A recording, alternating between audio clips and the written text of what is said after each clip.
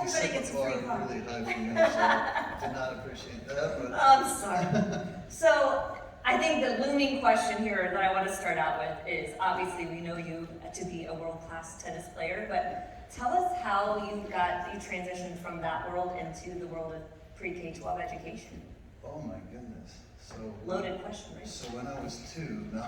Yeah, it is a great question how an 8th grade dropout that played a sport that he hated his whole life mostly end up sort of being committed to hopefully changing the face of education, you know, and that is it's kind of been a conflict and an interesting contradiction that I had to reconcile over the years, but I would say probably the leading cause of it was my lack of choice in life.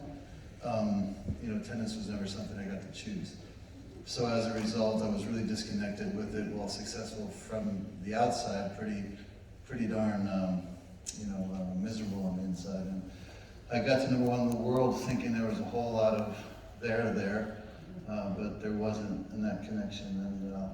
And at that moment, I kind of said, I don't have choice. I need to somehow take ownership, and taking ownership meant finding my reason. And when I saw KIP, Knowledge is Power program, Mike Feinberg, Dave Levin, on the 60 Minutes program, it was a pretty low point in my life. I'd fallen from 1 in the world to 150 in the world, more or less, and I saw these children who really didn't have choice in their life, and they didn't have choice in their life based on their circumstances, based on their lack of opportunity through education, based on, they also didn't have the luxury of kind of bitching about being #1 in the world or something, right? But, their realities were starkly different than mine without education, and it was that day, what seemed to be that moment was my epiphany. I was committed to turning my lens outwards towards children that are underserved, that don't have choice for real, painful reasons and circumstances, and do my part to give them choice through the hope in education. Awesome. It's a kind of a nickel tour. I appreciate it. We'll dive a little deeper if you don't mind. Tell us a little bit about your experience as a student in school. I know you shared a little bit about that, but what was it like? Again, my destiny in life, according to my father, was to be the best in the world at tennis. He saw that as the quickest road to the American dream. So, but education was not valued very much in my house, and as a result, I was pretty consistently overwhelmed and overmatched by the demands of even early education. I was always extremely exhausted from the weekend travels and competitions in California and Arizona here. I can tell you how many times I played here, Utah, driving around, playing these tournaments, and coming back late, and 2 in the morning, 3 in the morning on a Sunday, and waking up and going to school, never having. So I was overmatched, and I wanted to do well. I loved learning. I always loved learning, but I never really could live up to the expectations that seemed so easy for everyone else.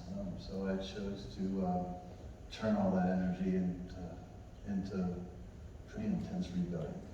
Okay. Let's just put it that way. So you wouldn't have wanted to have been my teacher. Okay, I get that. You were that kid. I was that kid, but you would have wanted to have been my teacher in life, because you would have saw somebody who was just trying to figure it out.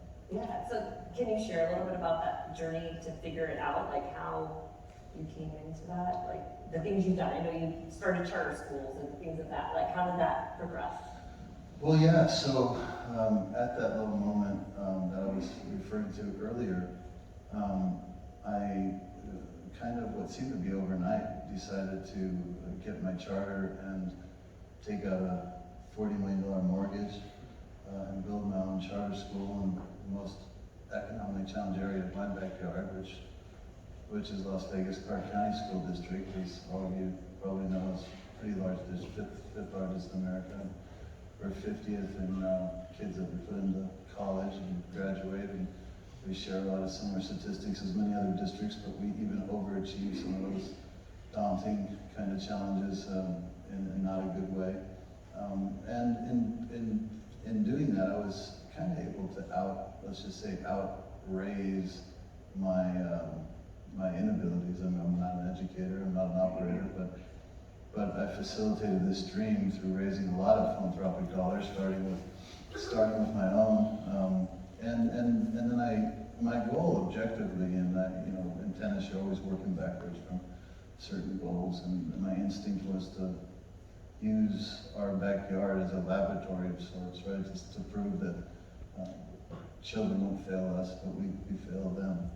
And I thought if I could take a real challenged district, part of the district, part of was in the heart of so many peers that are failing, bad results. I figured I could take those same demographic of children and show that if you just believe in them, if you give them the tools, that they will not disappoint you.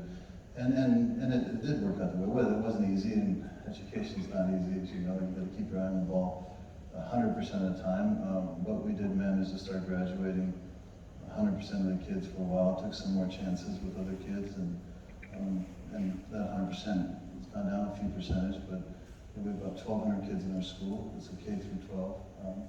That's where the journey kind of started. And it started with mistakes right away. My first mistake was starting in 3rd grade. Too late, It's fourth grade is, 3rd grade's a 2-minute drill in football. You have a chance of sort of reeling them back in. 4th grade is more of a Hail Mary into the end zone if they are that far behind. So I quickly then had to galvanize some resources and put in K1, 2, because the earlier you can intervene in these children's trajectory, the better chance of success you have, and the easier it gets. But I saw these kids just pouring into our culture of accountability from the public school, difficulties, and they were not used to being held accountable, and it made it difficult for them, it made it difficult for us. But the good news is, it's the parents of these better charter schools that are highly engaged in care, and you have the asset of that sort of three-legged stool, right, the support at home as well. And so we were able to really do some good stuff, and still do. And I'm happy to take the conversation where we want to go. But from that sort of intersection, I kind of found myself, let's just say, more frustrated, more of a failure than a success. I don't know if that's my background because of tennis or the way my dad raised me, but I had 1,200 kids in my school and I had 3,000 on the waiting list. That to me is unconscionable, that you can't help more kids than you are helping. So, I kind of set about trying to figure out a healthy way to scale that part of what I was doing, and philanthropy is a wonderful thing, and my foundation thrives and supplements and does a lot of good stuff with a lot of good people doing great stuff, but it's apparent, it's obvious, it's not scalable, and waiting for the government isn't always the most optimistic process. And so if you can't solve these real daunting societal issues through the heart of a philanthropist, because philanthropy ends when philanthropists run out of money or they redirect their interest to their resources.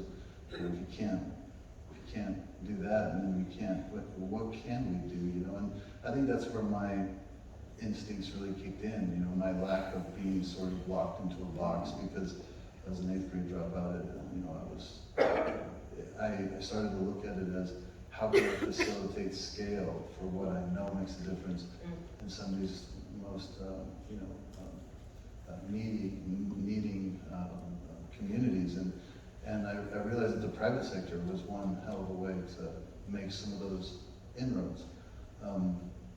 And I also recognized, and listen, I know my audience here in the sense that I do not believe charters are the panacea, the answer to education whatsoever. Matter of fact, 85%, I would say, of charters don't outperform their district peers. But there are the top few that really do, and they do because they have luxuries that districts don't. They have a certain amount of nimbleness that you don't, you know. But you have things that they don't too, right?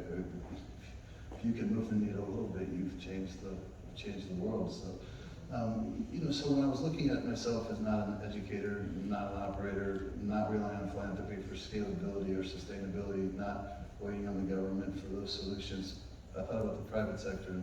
And when you start to recognize that the best-in-class operators struggle to grow their footprint because of facilities components.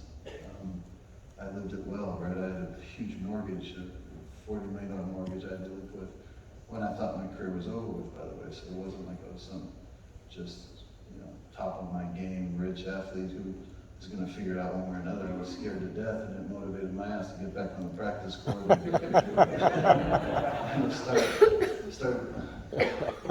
taking myself a little bit more seriously. And, you know, but in doing so, you know, what I really started to see was that burden of that facilities component was a real issue for these best-in-class operators. And I partnered with a gentleman that has become a friend, a dear friend of mine, and we put together basically an infrastructure fund focused on building schools for the best-in-class charter school operators, and finding like-minded investors that don't want to give away their money, but they don't expect these huge returns. So what we could do is we could tie a business model to this that doesn't ride the backs of, you know, teachers or kids or burden and we could go build these schools. We could let them incubate and not play landlord in their life, and then through the Texas bond market give them a way to refinance out a cheaper cost of capital to buy back the facility at a price that satisfies an investor that is not looking to kill these people, you know, and you have to find the right people, and you have to galvanize, and there's a lot of partnerships that are required to pull this off, both from the private sector, business, and also philanthropy, and also, you know, government source. And so, you know, you bring these people, this process together. What took me, you know, 12 years to fully do one school with 1,200 kids in Vegas. In 8 years, we've done 125 across the country, you know, and we've done it in places with unbelievable diversity and places of incredible need. And yeah, it's just trying to solve problems. I mean, that's why we're here, right? I mean, everybody's trying to, you know, figure this shit out. It's not always easy. I'm just being real. I'm also gonna grab a water. Do you mind?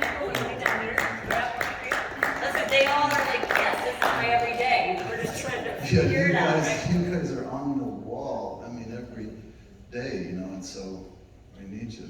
Period. Yeah, it's a challenge. One of the things, if we could circle back to one of the points you brought up, one of the big challenges that a lot of our superintendents are facing right now is increased learning gaps because of the pandemic. You think? Yeah, it's huge. And so I'm just thinking, you know, you talked about that early literacy, like that K-1. What would your recommendation be to them, to where they should focus their time and attention? Yeah, I mean, I'm not good at giving advice because you don't know what you don't know, and everybody has very unique challenges, very specific. I have learned a few things profoundly true that I think apply across all fronts. Number one is we have to invest our dollars as early as possible in a child's trajectory, right? We're currently trying to sort of, you know, remediate some of these issues in 6th grade and 8th grade. I mean, you're talking about a whole different set of challenges. So the earlier that you research us, so that I've known, and in building these schools for just the top best-in-class operators, I realized that what is the real central source spot is literacy, and by the 3rd grade, I mean, it's kind of scary, the stats. We're not here to describe the water. I think we all know the water we're living in, but that particular area of focus or let's just say maybe lack of focus, or no innovation, or no real way to have support individually in real time for these children, not waiting every 3 months to see where their gaps are, not teaching to the middle, finding a way to personalize. Technology has a real significant role in that, not to mention, it's hard enough when we have 3 months coming back to school. You have a summer slide, and then now you look at the COVID slide. It's like, what the hell is that really going to look like? I'm afraid we're not going to fully know until we see the collateral damage. But the one thing it does really, I think, highlight clearly is we need a little more time on task from the students, at home. Without burdening the parents either, because a lot of parents just can't, right? They're holding down, in some cases, 2 jobs, single parents in cases. And that also includes, ESL, right? We need the English as a second language. We need more direct. So that's where I kind of have evolved to 5-6 years ago, because the school fund and building the schools, that kind of became more on rails, and I didn't need to convince anybody that it was a good thing anymore, and I put my attention fully on that concern, which is how do we evolve our space, for God's sake? I mean, 150 years ago, you would bring somebody into the future and they wouldn't know what a hospital was, they wouldn't know what a airport was, what a train station was, but you walk them into school and you guys got a lot of kids going to school here, it doesn't make sense, because it's I don't want to refer to it as commodity, but if you think about our children, what's more important than their future is ours. So that's why my attention went to an ed tech platform that focuses very precisely there, that can engage the teachers by being a help to them, not by imposing on them some additional thing that they have to figure out on how to implement that can just assist them. Something that engages a child in a multi-sensory way, that a parent doesn't have to take on the burden of becoming some kind of tutor at home, and that the child really engages with it, and there's some kind of engine behind that's a feedback loop to everybody, right? Where the parent knows, the teacher knows, the child knows, and they know in real time. So all those interventions that are happening in how a child learns to read are very specific and very real time, because reading is, depends how deep everybody is into the hands-on on this subject. I know you have a lot of people that work for you that are, but it's not a staircase. Some kids can be good over here and not good over here, and there's a lot of vectors that play a role in the child's ability to learn the language or to be literate, right? And to use technology that gives you that data and feedback loop of sorts, where you can now start red flagging the valleys and the mountains. It's like a topographical map. It's a map of topography where you're like, okay, we can raise this and we can use this as a strength. And so having a kind of I hesitate to use the word game, but an engaging platform that's multi-sensory with a real technological engine behind it that can create that informational loop to both the teacher and the parent, so they know exactly where that child stands in real time, just seems like a no-brainer to me. And when I got involved in doing this, it was an evolution. When I built my first charter school, it was late 90s and barely was ahead of the curve.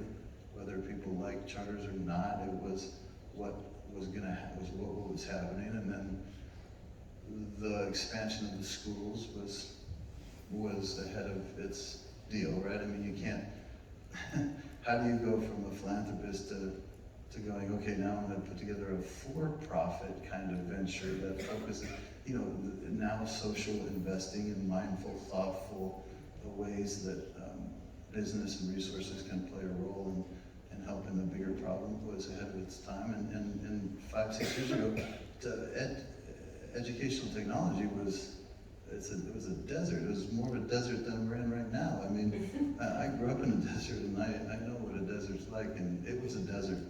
But I knew that there need to be solvents there because we have to evolve. Right. That's kind of what I've been focusing a lot on.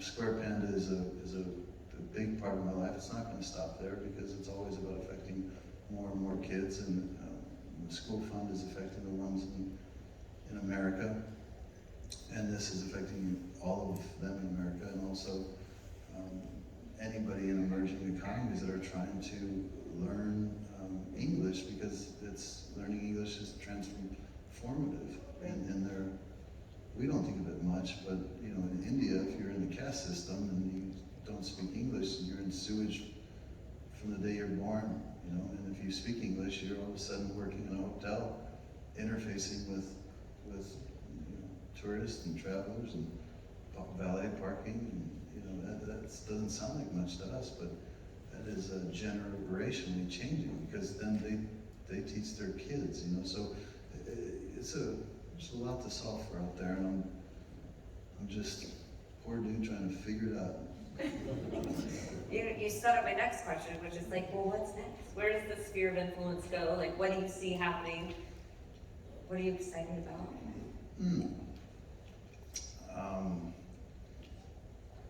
Everything I kind of talked about. I mean, what I'm excited about is, I tell you, the silver lining for me, what really excites me at the moment, and it's sad because this has been a travesty for the world on a global level. I mean, having a global shutdown in this space, meaning kids' education is unconscionable. But it happened, But the silver lining is that it forces all of us to kind of think outside the box, right? I mean, the silver lining is I don't have to go around describing the problem anymore. Right. The problem is very real, and it's in our backyard, it's on our lap.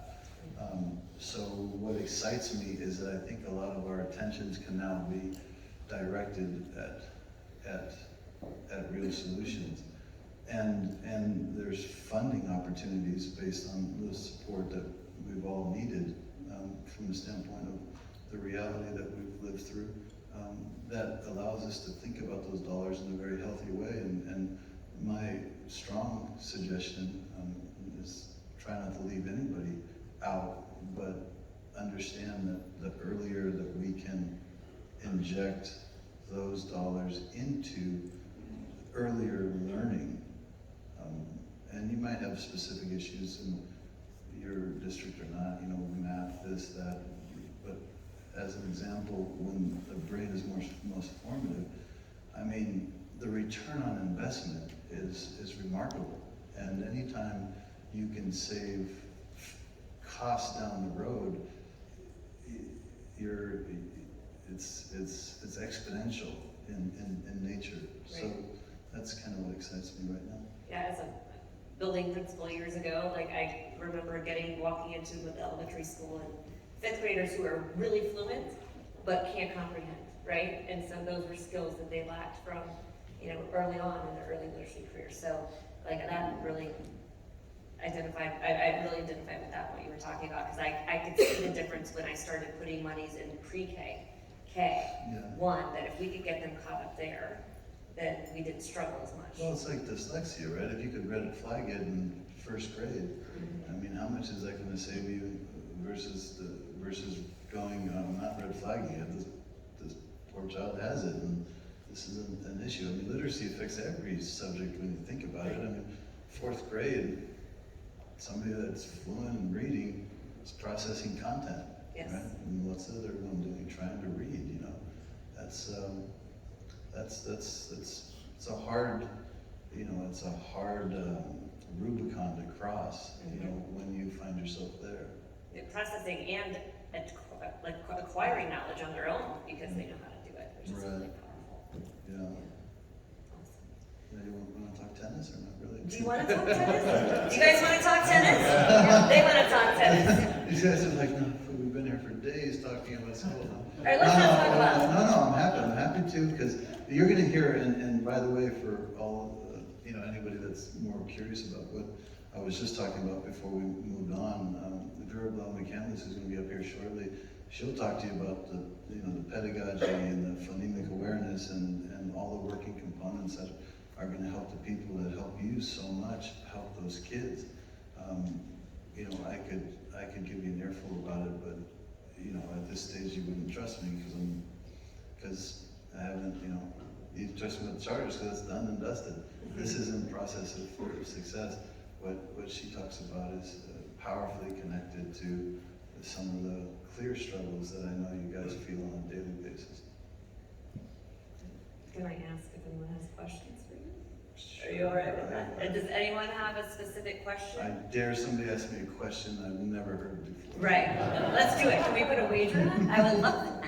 Anyone have a question they would love to ask, a burning question in the audience? Oh, we've got one right down front. Big proponent of early literacy, so I'm glad your focus is there. But what's the next best thing you've done with your kids that are attached to the charters? As it relates to, so to be clear, when it comes to the expansion of the charters, I've only been a bridge for those operators that I always stole best practices from, right? To help them expand, so I don't participate in their nimbleness of curriculum and all that. But the thing that stands out most to me, and this is unfortunately the luxury that most of us don't have in this room, is you have parents that are bought in already because the process they have to go through, right? Just to that means they care. It means they're involved. It means they're being proactive. And then you have accountability, right, from teachers to the kids, meaning this is a privilege, and if you're going to interrupt anybody else's, we don't have to go through a nasty process to say you're interfering with all these other, right? You can have longer school days, like in my school. I mean, that's a beautiful thing from the standpoint of time on task, 8 hours versus 6 hours. I mean, that's, what is that? I'm not great at math. 2/3 time, is it 16 years of education instead of 12? So I mean, you can demand involvement from the parents from a volunteer perspective, so they're constantly aware of what's going on. You can stay nimble a lot more because of class sizes, right? I mean, you can stay so nimble. I mean, these times have highlighted the importance of that, even though it's been even difficult for them. But I think being nimble is a big deal. I think overall you have just a little bit more control of the culture because it's not an aircraft carrier, right? So I used to have we have contracts that they sign, kids, about their commitment level, and not, parents, and signing contracts. They're going to sign off on every homework assignment. They're going to read to their kids. And if they can't read, we're going to help. We're going to create this program here that we can. But if you want to come here and you want your child to have the best chance, so it's just, how do I sit here and say that's how it should be done? It's quite a daunting task when you're talking about 300,000 kids and 340,000 kids in Clark County, alone. So, so I've learned a lot about, unfortunately I haven't learned as much as I wanted to about solving some of those problems. But I've learned a lot about what those problems are. Thank you. And we've got one. I'm gonna bring up a tennis question. As a young man watching you play tennis, and Holy shit, that means I'm old. How do you acknowledge now that you're watching? when I watch that, and I'm dating myself with Jimmy Connors and Arthur Ashe and Laborers and those folks, right? But I look at it now, what's your impression of men's pro tennis now? It's just, from a person that you guys made that sport that we've watched that. So what's your perception of that now? Yeah, listen, I think we all have a little nostalgia over times in our life when we were more, I don't know, connected to the game, but let me probably put it in this context first, you know what? I think this is a typical kind of spoiled American question if you think about it. Tennis is a global sport, you know, so when we don't have a superstar on top of the game, like we think the sport's dead. You know, and the truth is, I mean, there's only 8 million people there in Switzerland, but I guarantee you they all would disagree with that. And the same thing in Spain, and the same thing in Serbia, right? And the same thing in, but when you go around the globe, and you can always tell by tennis ball sales, it's actually because tennis players are really cheap. They're not like golfers, you know, golfers hit balls in the water and go pay $9 for another 3 balls. And tennis players will put them back in the can and bring them out the next day. But you tell them that by ball set, and the sport's growing. And were we a part of that growth? And I hope so. That was my intention, was to only add. But let it not be lost on us that we're looking at history in front of our eyes in a way that's just absolutely mesmerizing. I mean, everybody looks at best in the world with the stat of how many Grand Slams you have. You know, so let's just assume that that's the right paradigm to use. They each have 20. They each have 20. So imagine if each one didn't have the other 2 to worry about. I mean, it starts putting that into perspective really quick. I mean, really remarkable. And by the way, you know, they're doing it at 60 Grand Slams, 20, 40, 60 Grand Slams. Divide that by 4, and that's how many years. Only those 3 guys have won. I mean, it's pretty darn incredible. We've had the best grass court player ever, the best hard court player ever, and the best clay court player ever. And they all have figured out how to win and beat the best in the world at their best surface on their, you know, on their surface. That's how much they've actually pushed each other. So it is remarkable. The more nuanced question is, how would you ever separate who's really the best? Now they've kind of redefined how we look at that. So it is a remarkable time, but I do appreciate all those that think we were better, because that's just a wrong opinion. We're not.